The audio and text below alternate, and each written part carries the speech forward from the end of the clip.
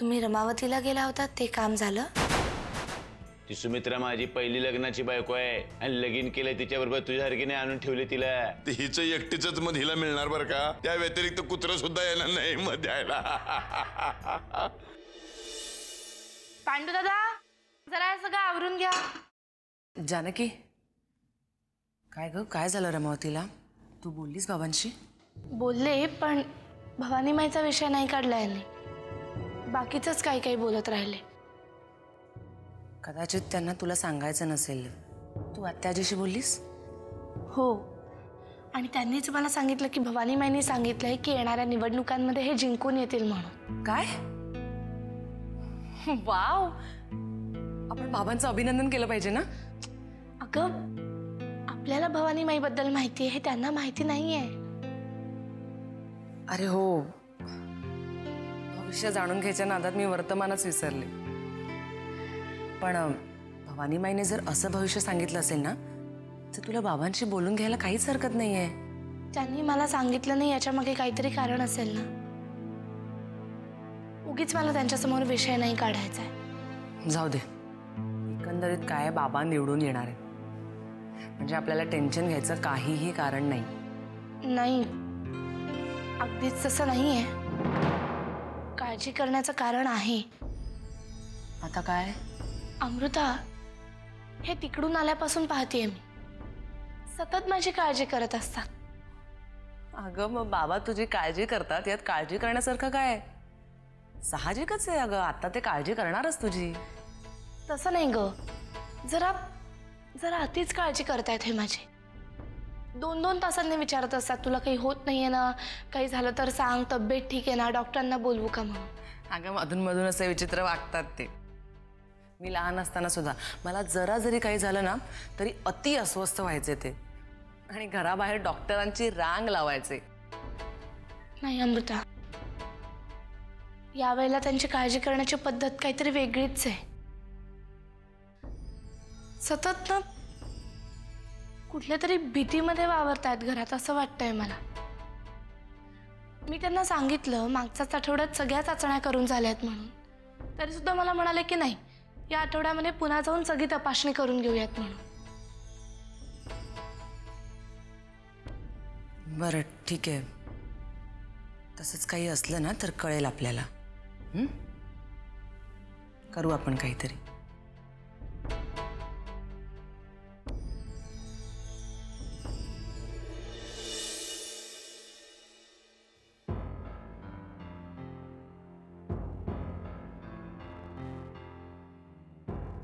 काय झालंय अहिल्या?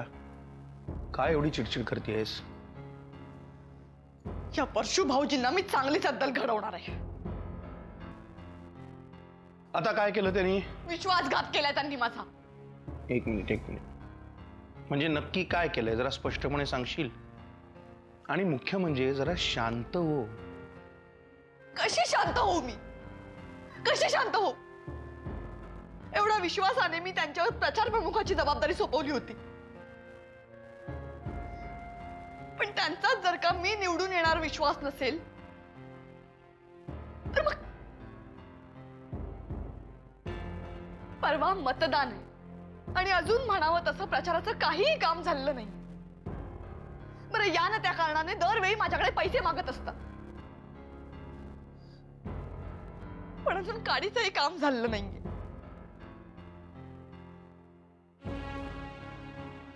मग आता डोकं आपटून काय उपयोग आहे? परशु कसा माणूस आहे हे तुलाही माहिती होतं ना. तरी सगळं काम तू त्याला दिलंस. निर्लज्जम सदा सुखी म्हणतात तसा आहे तो. अहिल्या, त्याला काहीच फरक पडणार नाहीये. परशु तेच वागलाय जे त्याच्याकडनं अपेक्षित आहे. तेव्हा आपली चूक झाली असं म्हणायचं आणि सोडून द्यायचं. पण मग आत्ता काय करायचंय? खरं सांगू, रागावू नकोस तू, पण या सगळ्यामध्ये जेवढी चूक परशुची वाटतेय ना तेवढीच तुझीही आहे. त्याच्यावर सगळी जबाबदारी सोपवून सगळं काम तो करेल असं समजून तू निर्धास्त राहिलीस अहिल्या. म्हणजे मी काहीच केलं नाहीये. केलंस?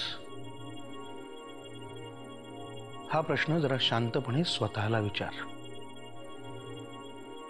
कधी तू ग्रासरूट लेवल पर्यंत जाऊन काम केलंस? केलंस? स्वतःच्या एसी गाडीतनं उतरून कधी त्या गोरगरिबांची तू चौकशी केलीस? अगं तुझा चेहराच जर त्यांनी कधी पाहिला नसेल तर ते तुला का मत देतील? हा? आणि अहिल्या, स्वतःच्या वडिलांच्या कर्तृत्वावर तू अजून किती दिवस तग धरशील?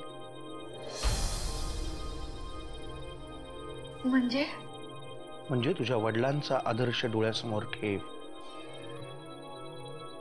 ते राजकारणात एवढे मोठे झाले कारण त्यांनी माणसं जोडली. त्यांचे काय प्रॉब्लेम्स आहेत ते लक्षात घेतलं, माणसांना आपलंसं केलं. अहिल्या, मला सांग, आपण निवडणूक लढवतो म्हणजे नक्की करतो काय? तर लोकांचे प्रश्न समजून घेऊन ते सोडवण्याची, त्यांचं प्रतिनिधित्व करण्याची संधी आपण त्यांना मागत असतो. आणि जर असं असेल तर त्यांचे काय प्रॉब्लेम्स आहेत ते तुला समजायला नको? अहिल्या, तू जर जिंकावंस असं तुला वाटत असेल तर आधी लोकांशी संवाद साध. समजून घे त्यांचे काय प्रॉब्लेम्स आहेत. विचार कर ते कसे सोडवता येतील, तरच ते तुला मतं देतील. आधी त्यांच्याशी बोलायला शिक. पण मग आता मी काय करायचं ते तुम्हीच सांगा ना. आता कसं बोललीस?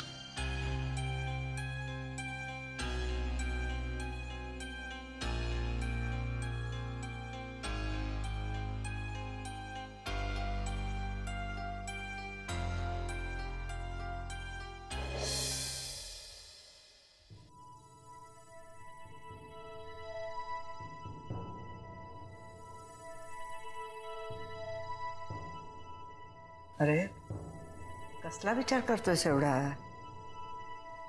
काही नाही आतेबाई. बरं मला एक सांग, भावानी माई नक्की काय म्हणाली? आतेबाई, मला वाटतं हाच प्रश्न तू वाकणेसांना विचारलास आणि त्यांनी तुला उत्तर दिलंय. हो, तू निवडणुकीत जिंकणार असं ती म्हणाली हे मला कळलंय. तेच तर विचारायला गेलो होतो. आणखी काही नाही बोलली ती? नाही, आणखीन काहीच नाही बोलली. पण जानकी तर मला म्हणत होती की तू फार काळजी करतोय हल्ली तिची. आतेबाई, जानकी कधी काळजी करत नाही माझी. काळजी करण्याचं व्यसनच लागलंय तिला. हे बघ नरसिंह, जोपर्यंत ही काळजी मनात किंवा डोक्यात असते ना तोपर्यंत ठीक आहे. पण ती जेव्हा माणसाच्या चेहऱ्यावर दिसायला लागते ना तेव्हा दुसऱ्या माणसाला विचार करावाच लागतो. आतेबाई, जर तुम्हाला माझ्या चेहऱ्यावर काळजी दिसत असेल तर ती माझ्या कामामुळेच आहे. भवानी माईने केलेल्या कुठल्याही भाकितामुळे नाही. ठीक आहे, नाही मी जास्ती त्रास देत तुला. बरं, अरे त्या अहिल्याच्या प्रचाराचं सगळं नीट चालू आहे ना? म्हणजे मदत करतोयस ना तू तिला? तिचं एक सारखं रडगाणं चालू असतं. अरे, बरी आठवण केलीस.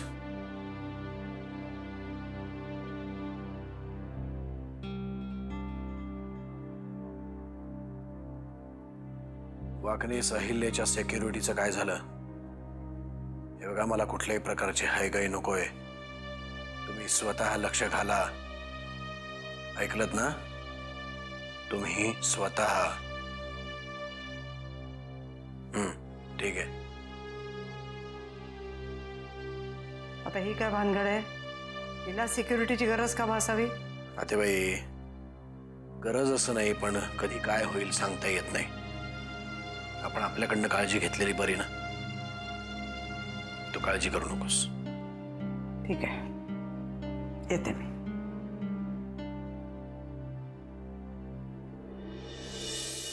हो, आम्ही पोचतोच आहे. अर्ध्या तासात पोचू तिथे. हो, तिथून निघूया पुढे. मग आपण सगळेच जण जाऊया. Okay, bye.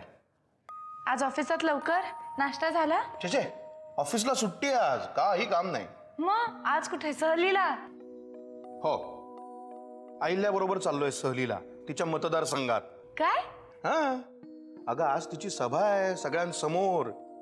व्यासपीठावरनं बोलणार आहेत आज बाईसाहेब. म्हणलं आपणही हजेरी लावावी, तेवढंच तिलाही बरं वाटेल आणि जरा माझं धाकात वावरणं कमी होईल. हे त्यांना सांगू का?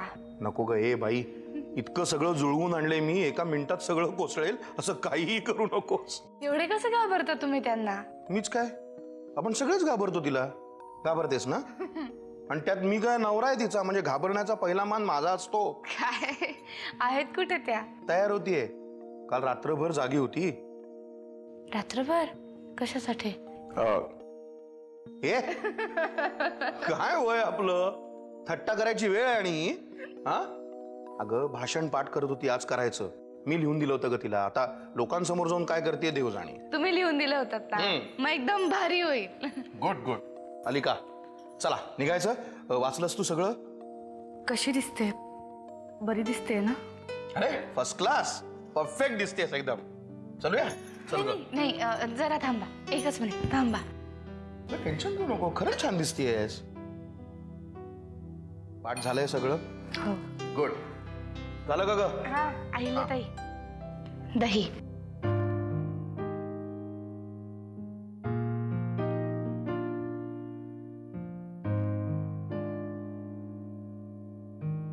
द्या. वा,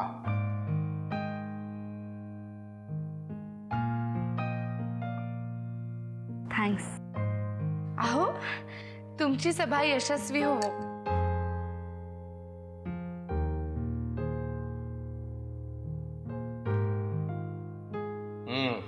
घ्या. चला निघू आम्ही. चल चल चल.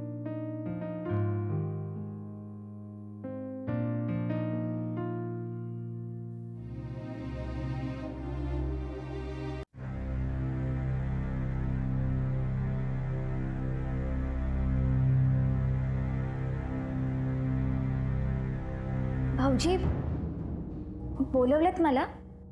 काही काम होतं का? जरा बोलायचं होतं तुझ्याशी. मग बोला की. कशी आहेस तू सुमित्रा? म्हणजे तब्येत वगैरे बरी आहे ना तुझी?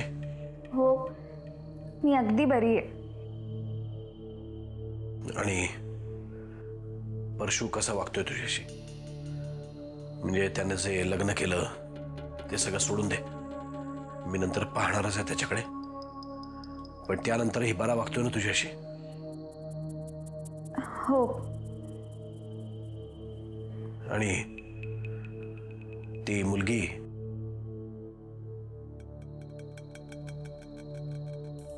सुगंधा, ती पण बरी वागते ना तुझ्याशी? हो भाऊजी, माझी तिच्याबद्दल कसलीही तक्रार नाहीये. ती तिचं काम करत असते आणि आता मीही मस्त रमलीये चिव मध्ये.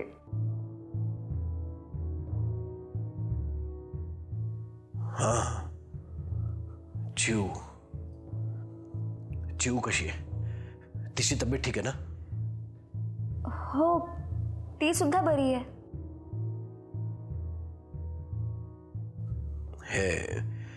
हे बघ सुमित्रा, तुमच्या दोघींच्याही तब्येतीला काही झालं ना तर लगेच मला सांगा. परशुने तुम्हाला काही त्रास दिला तरी माझ्या कानावर बातमी आली पाहिजे. कोणालाही काहीही झालं तर मला किंवा आत्याबाईंना कळलंच पाहिजे त्याबद्दल. हो भाऊजी, एक विचारू? हा, तुम्ही आज अचानक एवढी चौकशी का करताय? काही नाही, मी आल्यापासून तुझ्याशी सविस्तर बोललो नव्हतो ना, म्हणून बोललो तुझ्याशी. अच्छा, मला आपलं उगाचच वाटलं काहीतरी काळजीचं वगैरे कारण आहे की काय? नाही, काळजीचं काहीच कारण नाहीये, पण तू स्वतःची काळजी घे. परशूच्या वागण्याचा तुला किती मनस्ताप होत असेल याची कल्पना आहे मला. या निवडणुका एकदा पार पडू देत, मग मी बघतो त्याच्याकडे. भाऊजी, मी तुम्हाला मगाशीच म्हटलं ना, मला खरंच ह्या घरात काहीही त्रास होत नाहीये.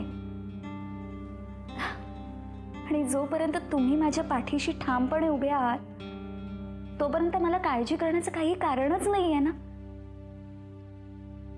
मोठा भाऊ घरात असताना लहान बहिणीने कशासाठी म्हणून काळजी करायची?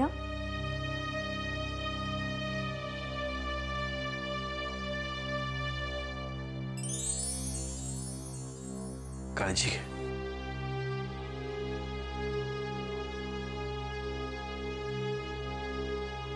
येतो.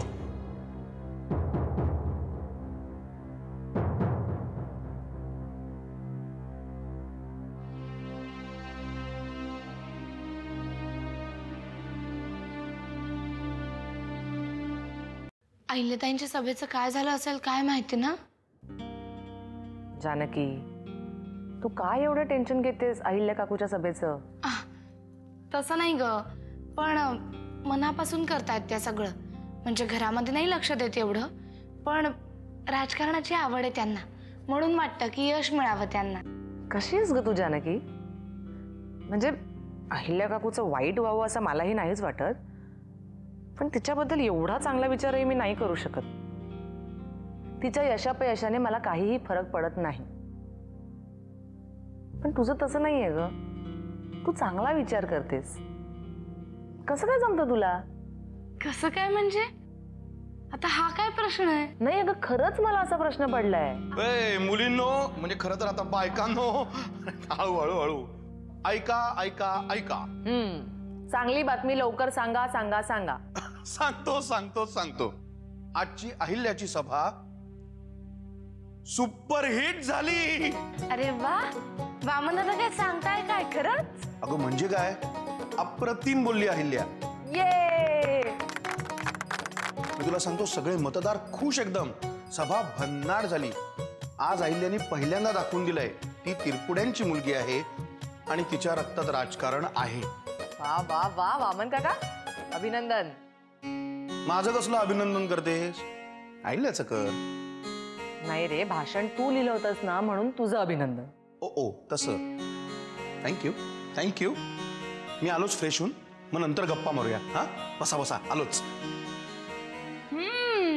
झालं आता समाधान? हो. बरोबर आहे. लोकांचा असाच पाठिंबा असला तर मी निवडून येईन यात तीळ मात्र शंका नाही. मला लोकांसाठी खूप काही करायचं आहे आणि तेच प्रामाणिकपणे सांगण्याचा मी प्रयत्न केला. हो, thank you very much. Bye. Ahilyatai, मग अशी टीव्हीवर पाहिलं तुम्हाला. अहो, केवढी गर्दी झाली होती तुमच्या सभेला. एखाद्या हिरोईनीवानीच दिसत होता तुम्ही, आणि भाषण पण काय दमदार ठोकले तुम्ही. हे जर सगळं असं चालू राहिलं ना, तुमची स्वप्न नक्की पूर्ण होणार बघा. तुला जे काही बोलायचंय ते स्पष्टपणे बोल. उगाच चमचेगिरी करू नकोस. अहिल्याताई, खरंच चमचेगिरी नाही करत, देवा शपथ. ते कसं आहे ना, कसंही असलं ना तरी तुझ्या या अशा बोलण्याने मला काही फरक पडत नाही. आणि माझा विचार करण्यापेक्षा तू जरा स्वतःचा विचार कर.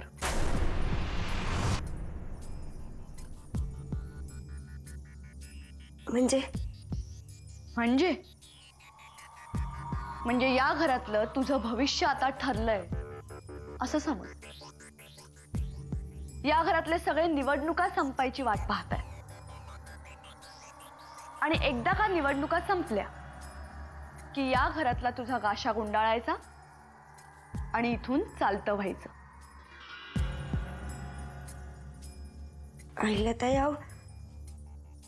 असं का बोलताय तुम्ही? कारण हे सुमित्राच्या मदतीने तुझ्यावर दुसऱ्या लग्नाची केस करणार आहेत, आणि अर्थातच ते जिंकणारही. परशु भाऊजी कसेही असले तरी ते किल्लेदार आहेत, त्यामुळे कोणीही त्यांचं वाकडं करू शकत नाही. शेवटी तुलाच या घरातून लाथा खात बाहेर जायचंय. म्हणूनच म्हणते, आत्तापासूनच सामानाची बांधाबांध आणि मनाची तयारी करून ठेव.